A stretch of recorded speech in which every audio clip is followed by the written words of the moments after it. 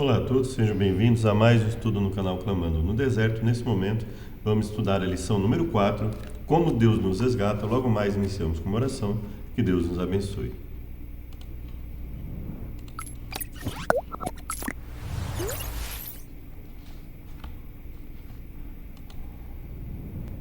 Muito obrigado, Pai, por mais uma chance de falarmos a Tua mensagem. Perdoa-nos por nossas falhas e pecados, nos purifique e fortaleça. Nós imploramos pelo Seu poder sobre cada um de nós, no sangue de Jesus Cristo, hoje e para todos sempre. Amém. Então vamos lá, Como Deus nos resgata, lição número 4. Verso para memorizar. Mas Deus, que é rico, sendo rico em misericórdia, por causa do grande amor com que nos amou, e estando nós mortos em nossas transgressões, nos deu vida juntamente com Cristo. Pela graça, sois salvos. Então, vejam, por causa do grande amor com que nos amou, teve por nós misericórdia e tem por nós misericórdia, e estando nós mortos em nossas transgressões, ou por causa das nossas transgressões, nos deu vida juntamente com Cristo. Pela graça sois salvos. Ou seja, Deus, no momento em que estávamos mortos em nossos pecados, ou seja, por causa dos pecados, sem a possibilidade de perdão pelos pecados naquele momento, Ele nos oferece a graça, Ele nos oferece a chance de perdão pelos pecados e transformação de vida. Então, basicamente, esse é o nosso verso para memorizar. São dois versos, na verdade, né? Efésios 2, 4 e 5. Sábado, 15 de julho. Em 14 de outubro de 1987, Jessica McClure, eu creio que seja assim, Jessica McClure, de 18 meses de idade, brincava no quintal de sua tia quando caiu em um poço abandonado de 6,5 metros. Sua situação difícil atraiu a mídia de todo o mundo para Midland, Texas. Uma audiência global assistia a bebê Jéssica dormir, chorar, cantar e chamar por sua mãe. Isso levou 58 horas, e assim eles conseguiram resgatá-la. A fotografia vencedora do prêmio Pulitzer,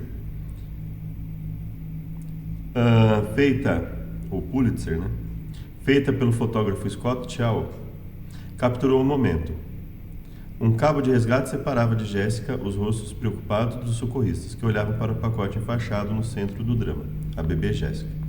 Não há nada tão arrebatador quanto uma boa história de resgate. E Paulo, em Efésios 2, de 1 a 10, que capítulo 2 vai ser o foco da lição dessa semana, nos oferece uma visão bem aproximada da maior e mais abrangente missão de resgate de todos os tempos: os esforços de Deus para redimir a humanidade. Na lição de domingo nós temos mortos e enganados por Satanás. Qual é a ideia principal sobre o que Jesus fez por nós? Então, vai ser o livro de Efésios, capítulo 2, dos versos de 1 a 10. Primeiro nós vamos ler o comentário. Paulo já havia descrito a salvação dos cristãos, contado resumidamente a história dos Efésios. Contou a história da conversão deles com mais detalhes, com um enfoque mais pessoal. Contrastou a vida pecaminosa anterior dos Efésios com as bênçãos da salvação, retratadas como uma participação na ressurreição, ascensão e exaltação de Cristo. Celebrou o fundamento da salvação na graça e na obra divina de criação. Essas três seções da passagem são resumidas ordenadamente nas expressões de Efésios 2:5.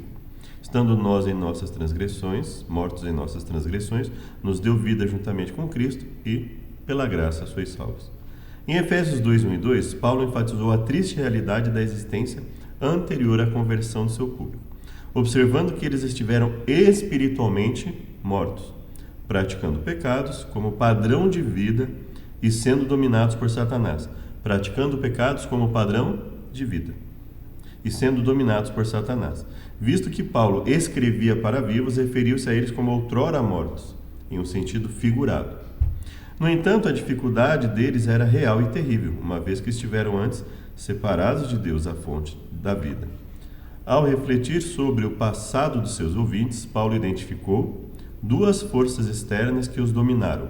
A primeira era o curso deste mundo, os costumes e o comportamento da sociedade de Éfeso, que desfiguravam a vida humana em rebelião contra Deus. Satanás é descrito de duas maneiras como a segunda força externa que havia dominado a existência anterior dos crentes. É o príncipe da potestade do ar, uma vez que o ar, os lugares celestiais, é identificado como local dos poderes sobrenaturais, incluindo os malignos. Além disso, ele é ativo na terra, pois é o Espírito que agora atua nos filhos da desobediência. Então vamos lá em Efésios, capítulo 2. Vos vivificou estando vós mortos em ofensas e pecados. Vocês estavam mortos em suas transgressões e pecados, em que noutro tempo andaste segundo o curso deste mundo, segundo o príncipe das potestades do ar, do espírito que agora opera nos filhos da desobediência. Então veja, se ele faz um contraste entre algo que ocorreu no passado e ele diz que isso permanece nos filhos da desobediência, isso significa que na vida do cristão a desobediência ela deixa de ser regra e ela vai se tornando cada vez mais excepcional, cada vez mais em exceção. Ou seja, o cristão ele vai lutando contra o pecado. Então não faria sentido que o cristão, recebendo o poder de Deus na luta contra o pecado, ele continuasse a pecar exatamente da mesma forma que ele pecava antes de receber o poder de Deus. Então vai haver uma luta contra o pecado, contra a desobediência, entre os quais todos nós também antes andávamos nos desejos da nossa carne, éramos dominados pelos desejos da nossa carne, agora lutamos contra esses desejos e dos pensamentos, e éramos por natureza filhos da ira como os outros também. Éramos por natureza filhos da ira, ou seja, agimos com naturalidade, ao invés de lutar contra a natureza que possuímos, vivíamos de acordo com ela, para satisfazê-la, como os outros também. Mas Deus, que é riquíssimo em misericórdia, pelo seu muito amor com que nos amou, deu-nos vida juntamente com Cristo, quando ainda estávamos mortos em transgressões. Pela graça vocês são salvos.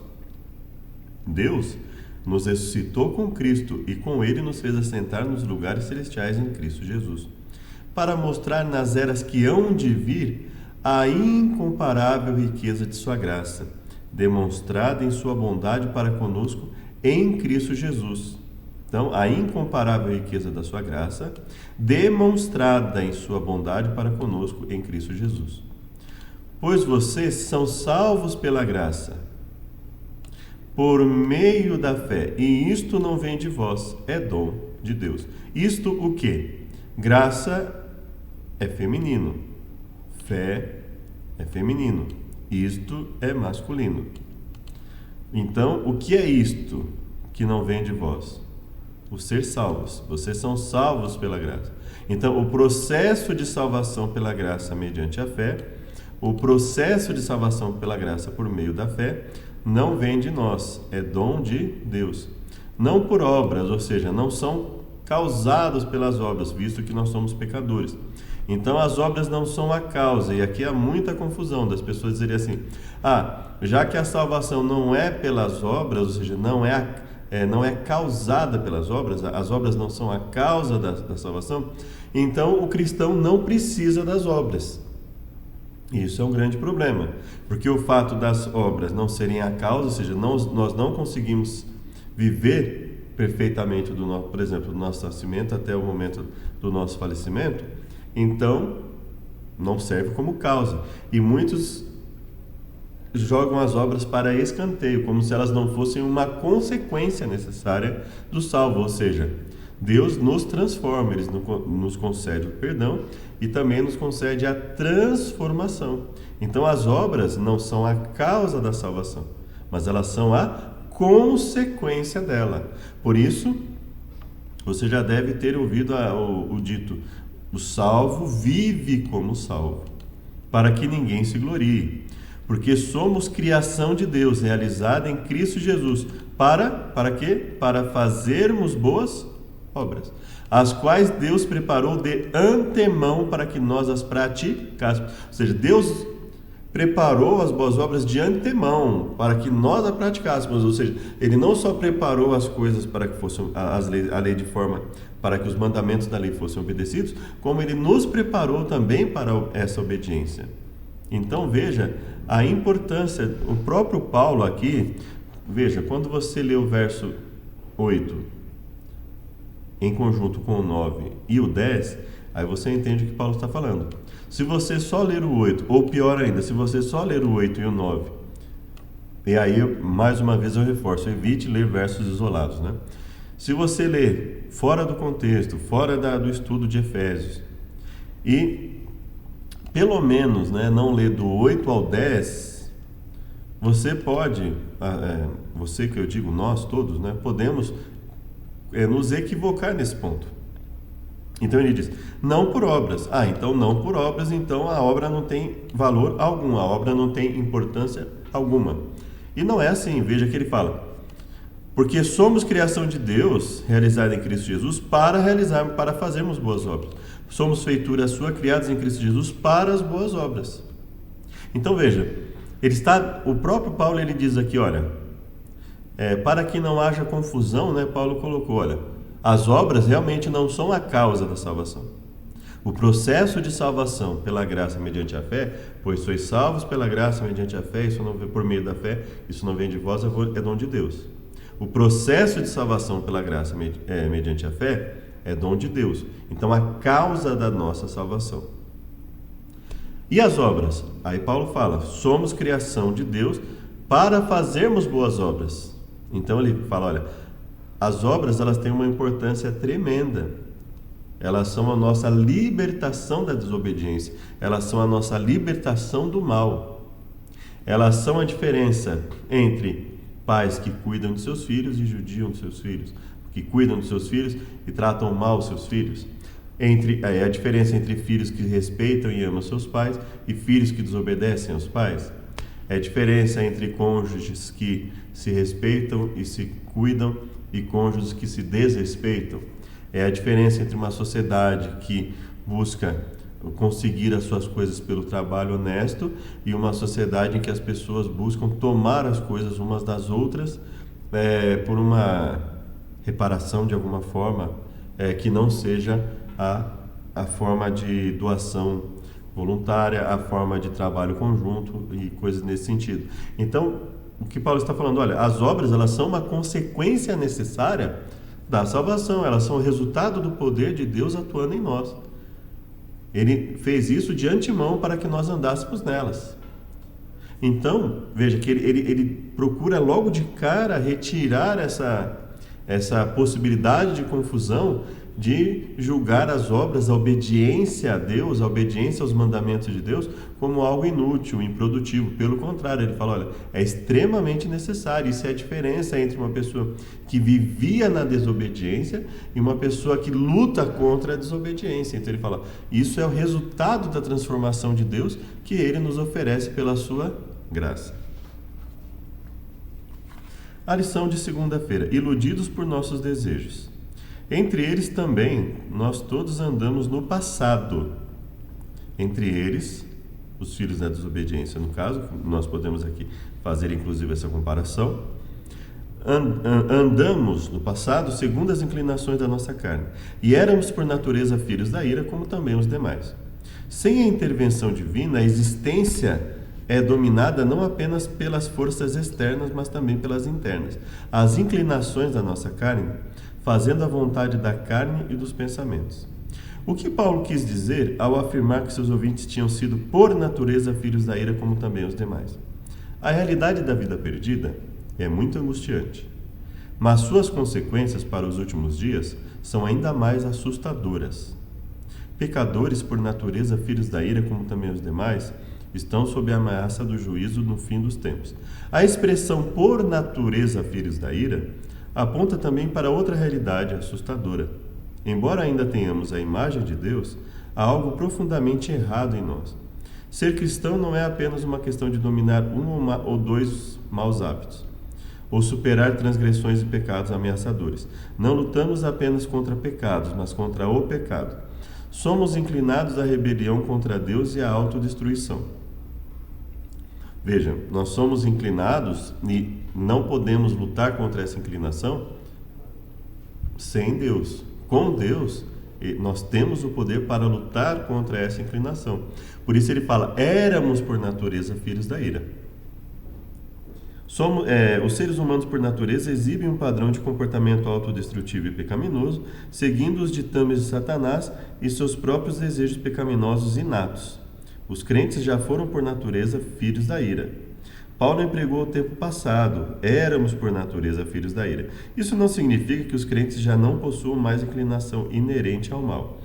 Parte considerável da carta alertou que atos pecaminosos enraizados em uma natureza pecaminosa continuavam sendo uma ameaça para os cristãos. No entanto, isso significa que o velho homem não deve mais dominar o crente, que através do poder de Cristo pode deixar de lado, não só pode como deve, deixar de lado a velha natureza e se revestir da nova natureza, criada segundo Deus em justiça e retidão, procedentes da verdade. Isso é um tema muito mais complexo do que parece, E, inclusive, para não fugir do campo aqui da lição, nós vamos comentar um pouco sobre ele em relação aos versos dados, mas assim, isso é algo muito difícil, biblicamente falando, eu acredito que o assunto é até bastante claro em alguns pontos, mas existem divergências com relação a isso no mundo teológico, Então, mesmo dentro da igreja, é importante salientar que quando ele fala éramos por natureza filhos da ira, ou seja, éramos sujeitos à natureza pecaminosa, quando na transformação, a Bíblia, e não só Paulo, a Bíblia não se resume obviamente aos livros de Paulo, mas toda a Bíblia, desde Gênesis ao Apocalipse, você vai ver que o cristão, o servo de Deus durante a história, e no nosso caso os cristãos, nós somos chamados para sair de uma vida em que simplesmente nos contentávamos em praticar os atos da natureza pecaminosa e passamos a lutar contra eles. E nessa luta, Deus nos garante a vitória. Então, a tendência é que nós abandonemos gradativamente o pecado. Então, nós vamos abandonando gradativamente o pecado e isso requer, obviamente, um estado de vigilância.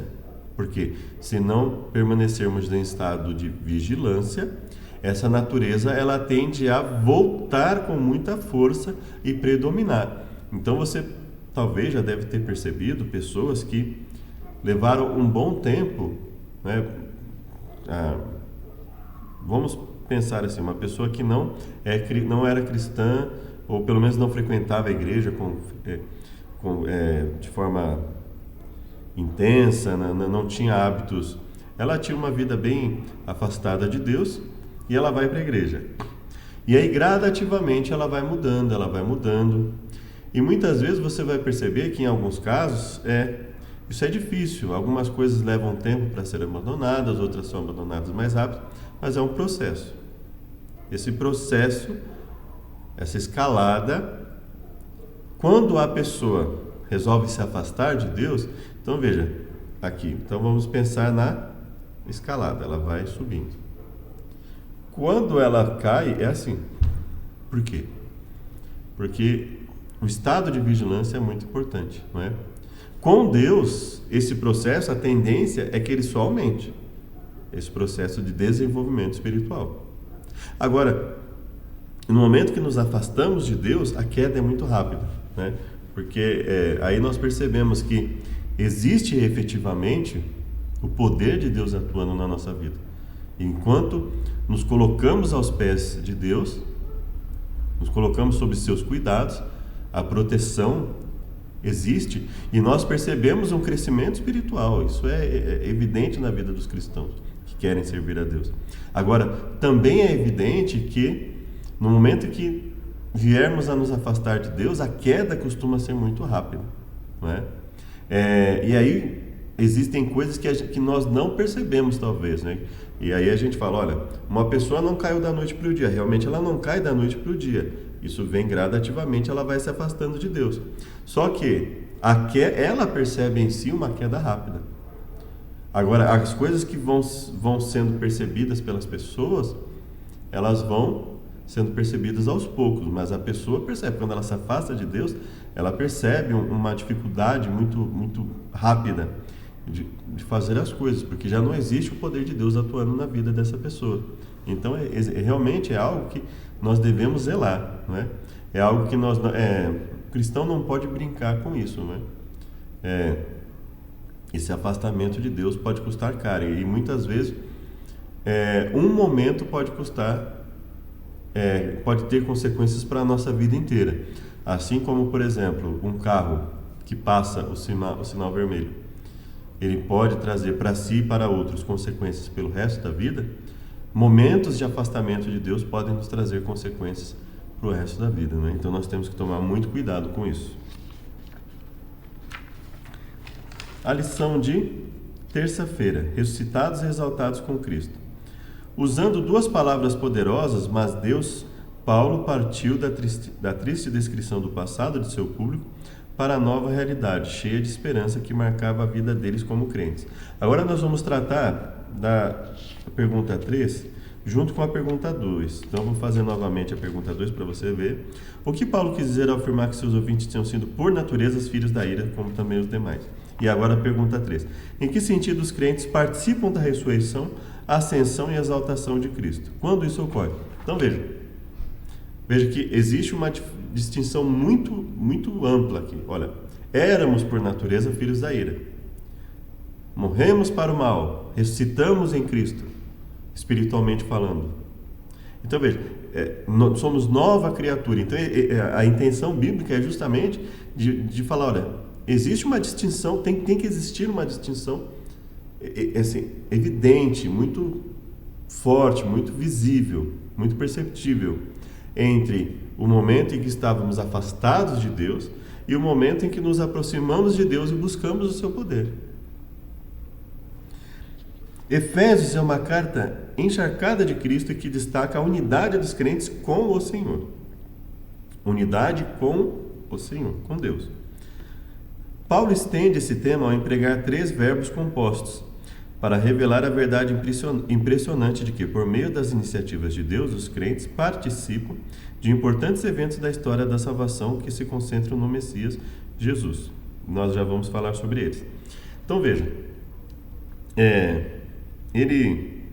quando nós pensamos nesse processo de salvação, e aí a pergunta, o que é participar desse processo, de ressurreição em Deus, não é? Como isso funciona? Então vamos lá. Ele fala, Deus nos deu vida juntamente com Cristo, juntamente com Ele nos ressuscitou e com Ele nos fez assentar nas regiões celestiais. Então, e nós estudamos sobre a questão das regiões celestiais, né? Em parte pelo menos, né? Na lição passada. Vamos pensar o seguinte: a unidade dos crentes é com o Senhor. Então só existe uma forma de existir uma unidade verdadeira dos crentes. É uma unidade baseada na Bíblia. Ou seja, buscar da forma mais objetiva possível a interpretação do texto, de modo que ao final do processo fique perceptível a necessidade de uma interpretação válida. E diante dessa interpretação válida, os cristãos vão trabalhar para se adequar à vontade de Deus verificada nas Escrituras. Então essa é a verdadeira unidade.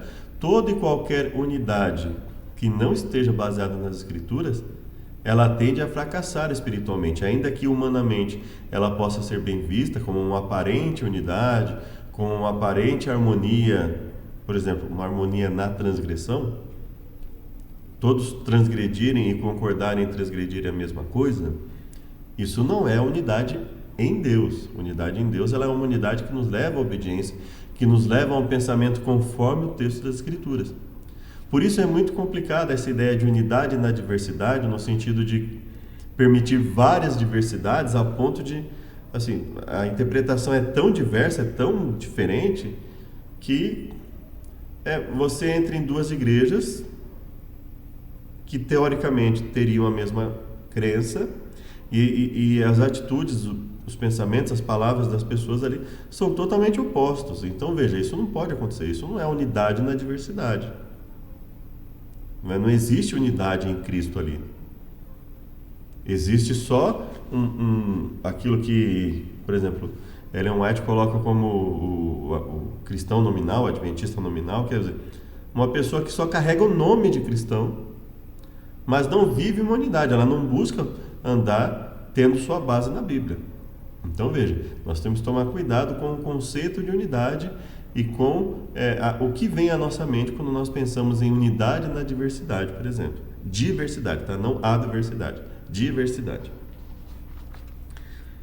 Para entender o poder do argumento de Paulo, devemos voltar a Efésios 1, 19 a 23 e relembrar que em sua morte e ressurreição, ascensão e exaltação, Cristo obteve vitória sobre todos os poderes malignos e espirituais que outrora dominavam os crentes. O cosmos mudou, bem como a realidade. Temos vida juntamente em Cristo. Fomos ressuscitados e exaltados com Ele. Temos direito de passar de uma existência dominada por demônios para uma vida de abundância espiritual e poder nele. Então vamos lá. Efésios 2, 4, 5, 6 e 7. E aí ele também fala em Efésios 1, não é? Vamos aqui para Efésios 1, 19 a 23.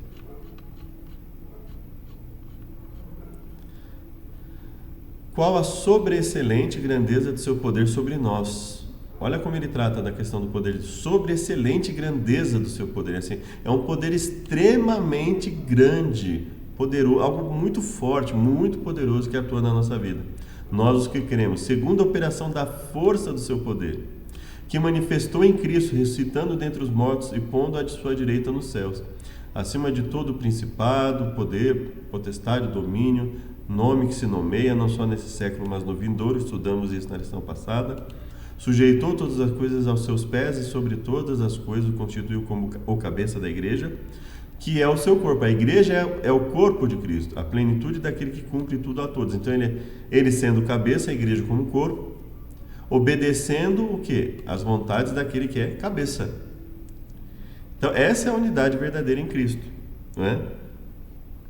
E ele fala, olha, noutro tempo nós andamos nesse curso, de acordo com os filhos da desobediência.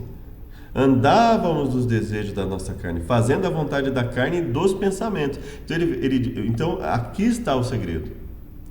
Controlarmos os pensamentos, e controlando os pensamentos, nós controlamos o quê? Palavras e ações. Mas Deus, que é riquíssimo em misericórdia, pelo seu muito amor com que nos amou, estando ainda nós mortos, nos vivificou em Cristo e ressuscitou juntamente com Ele e nos fez assentar nos lugares celestiais. Então, fica evidente aqui que essa ressurreição a que ele está se referindo no momento é uma ressurreição no aspecto espiritual. Então, o que ele está falando com essa ressurreição? Ele está falando em uma novidade de vida, transformação. Abençoados para sempre por meio da graça. Compara o plano da salvação com seus resultados eternos. Quais são os elementos e objetivos essenciais desse plano? Cerimônias de formatura são maravilhosas, seja de jardim da infância ou de um PhD. Uma formatura marca uma conquista importante, a mudança para uma fase diferente. Paulo reforçou essa verdade com uma cronologia abrangente. Deus agiu no passado em Cristo para nos redimir, identificando-nos com seu Filho, de tal forma que no presente somos coparticipantes da sua ressurreição, ascensão e exaltação. A base de seu plano para o futuro eterno é o mesmo princípio de suas ações. Paulo considerava a graça de Deus uma fortuna, ou tesouro de valor insondável. Essa grande generosidade divina para conosco se torna uma exibição eloquente, eterna e cósmica de sua graça. Habitando conosco, Jesus revelaria Deus tanto aos seres humanos quanto aos anjos. Entretanto, essa revelação seria feita não somente aos seus filhos nascidos na terra. Nosso pequeno mundo é o livro de estudo do universo. O maravilhoso plano de graça do Senhor, o mistério do amor que redime, é o tema que os anjos anelam perscrutar. Será seu estudo por toda a eternidade. Os seres remidos e os não caídos terão na cruz de Cristo seu estudo e seu cântico. Será visto que a glória que resplandece no rosto de Jesus Cristo é a glória do amor abnegado. Então vamos lá, o plano da salvação em Efésios 1, 3 e 4, com seus resultados em Efésios 2, 7. Efésios 1, 3 e 4. Bendito seja Deus e Pai de nosso Senhor Jesus Cristo, o qual nos abençoou com todas as bênçãos espirituais nos lugares celestiais. Bênçãos espirituais, completude, né? Todas, né? Então, algo assim, não há margem aqui para dúvida, não há margem para que fique algo pendente, não. Todas as bênçãos espirituais. Nos elegeu nele antes da fundação do mundo, para que fôssemos santos e irrepreensíveis diante dele em amor. Então veja, não existe na Bíblia a ideia de amor sem obediência. Um amor que não gere obediência. E também não existe espaço na Bíblia para a ideia de uma obediência sem amor. Então, uma obediência sem amor não é válida diante de Deus. E não existe amor, causa, que não tenha como resultado obediência. Nos predestinou para sermos filhos de adoção por Jesus Cristo, para si mesmo, segundo o beneplácito de sua vontade, para louvor da glória de sua graça, pela qual nos fez agradáveis a si no amado, em que temos a redenção pelo seu sangue, remissão das ofensas, segundo a riqueza da sua graça. Efésios 2:7.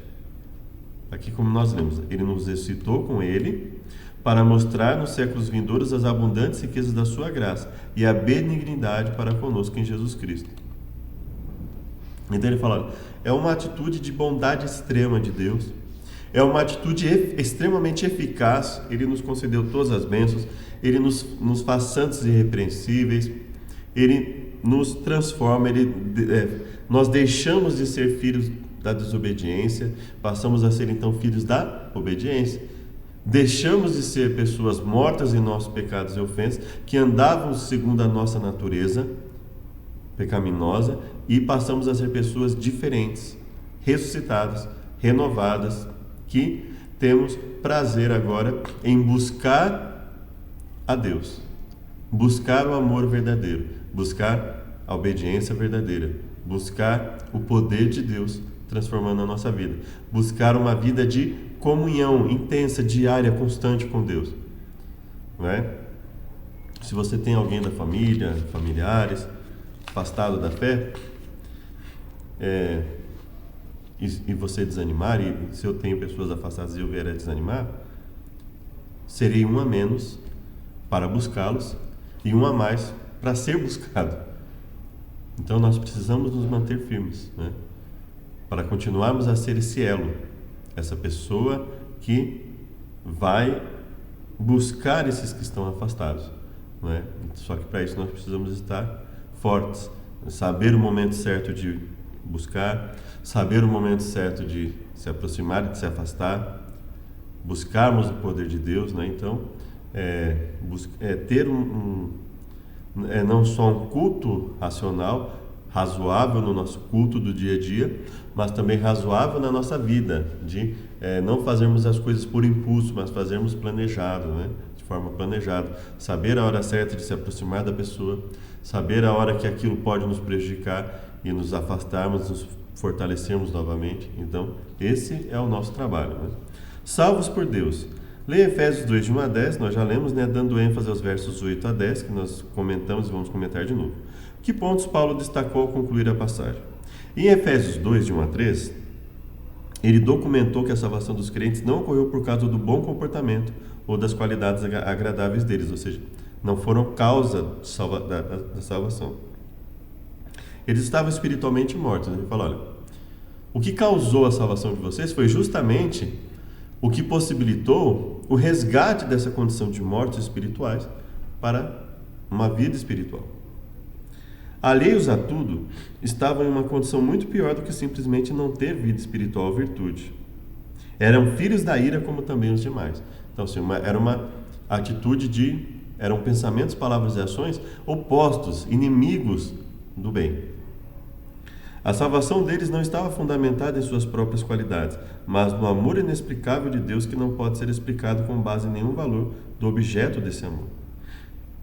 Por causa da intervenção divina, experimentam um itinerário incrível que segue a trajetória do próprio Jesus.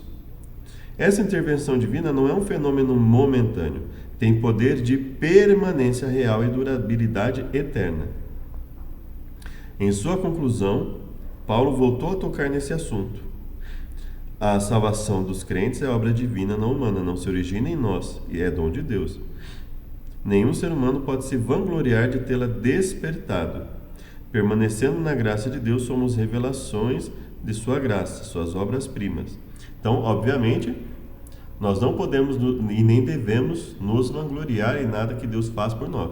Mas, justamente por ela ser uma obra permanente, é que nós temos que confiar que, uma vez que Deus nos concede a sua graça, nos concede o seu poder, Ele nos concede a chance de transformação constante e duradoura de vida. Então vamos lá? 8 a 10, né? Nós já lemos. Para nos mostrar as riquezas da sua graça, porque pela graça sois salvos. Então, salvos pela graça. Não vem de nós, é dom de Deus. Não vem de obras, ou seja, as obras não são a causa, para que ninguém se glorie, né? E obviamente, mesmo que fosse o salvo em Deus, Adão e Eva não teriam por que se gloriar da obediência que Deus os capacitou a viver, né? Então, quando Deus criou Adão e Eva, eles foram criados perfeitos para não pecarem em momento algum. E eles não tinham por que se vangloriar disso, porque isso foi o quê? Foi a condição com que Deus os criou. Então não há por que se vangloriar, mesmo que fosse, não haveria motivo para a vanglória do ser humano. Porque somos feitura sua, criados para as boas obras. Então esses são os pontos.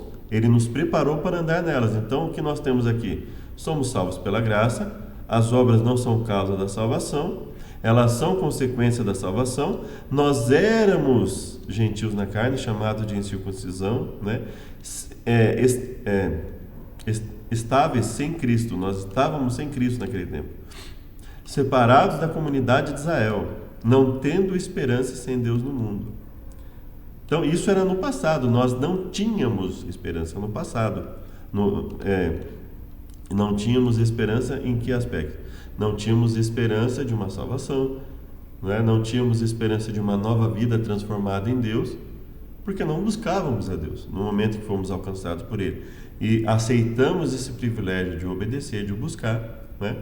Se buscares conhecê-lo, ó sim, amá-lo-ás também, manhã feliz despontará para ti no lar de além. Então, são hinos realmente diferenciados, né? Letras diferenciadas, assuntos extremamente relevantes, não são só uma questão de você vai vencer, quem te olhava vai ficar, vai ver, não. Eram hinos diferenciados realmente, né? Nós temos que valorizar o que ainda temos, né? E veja que esse é o trabalho de Deus. Ele fala, olha, você sai de uma vida de transgressão, você sai de uma vida em que você, muitas vezes até infeliz, sabendo que aquele estilo de vida traz infelicidade, você não tinha força para se libertar dele. E aí então, quando nós aceitamos a Deus, Ele nos concede o privilégio de nos libertar desse mal. E aí nós percebemos como é bom uma família em que pais e filhos se respeitam, em que marido e mulher se respeitam, em que como é bom estar num ambiente de trabalho onde as pessoas se ajudam umas às outras. Então nós percebemos a diferença. Como é bom estar numa sociedade em que as pessoas não ficam querendo puxar os tapetes umas das outras, prejudicar umas às outras, usar a sua situação para prejudicar uns aos outros, nada disso. Então nós realmente percebemos o diferencial, uma paz verdadeira que Deus nos concede. Estudo adicional. Subjacente à Epístola aos Efésios está uma história que é muitas vezes repetida em partes ou mencionada. Os principais eventos. A escolha divina das pessoas antes da fundação do mundo. A existência passada, perdida dessas pessoas. A intervenção divina em Cristo para salvar essas pessoas. A aceitação do Evangelho por parte dos cristãos, aqueles que creem em Deus. Outrora, não tendo esperança, eles agora possuem uma só esperança, uma esperança única. Eles reconhecem que só em Deus existe verdadeira esperança, existe verdadeira transformação, existe verdadeira salvação. Só pela graça transformadora de Deus. A vida dos destinatários, como os discípulos, apesar de viverem uma época repleta de perigos, podiam recorrer aos recursos oferecidos por ser exaltado Senhor. No futuro clímax da história, o papel do Espírito como garantia ou selo se cumpre. Os fiéis serão recompensados ao tomar posse da herança já concedida a eles em Cristo. E por sua fé em Cristo, terão um lugar por vir. Espero que tenha sido útil, que tenha sido proveitoso para a compreensão de cada um de nós. Que Deus os abençoe. Convido para uma oração final. Obrigado, Pai, por todas as bênçãos concedidas até agora. Perdoa-nos por nossas falhas, pecados cometidos. Livra-nos de todos os males. Abençoe a cada um de nós no estudo e vivência da Tua Palavra. Nós imploramos em nome de Jesus. Amém. Muito obrigado a todos e até o próximo estudo.